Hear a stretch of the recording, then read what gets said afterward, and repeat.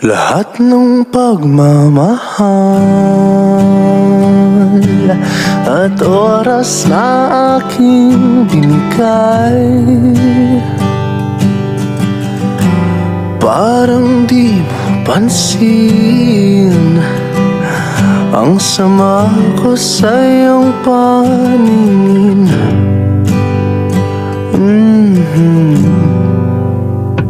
Oh, diba nakaka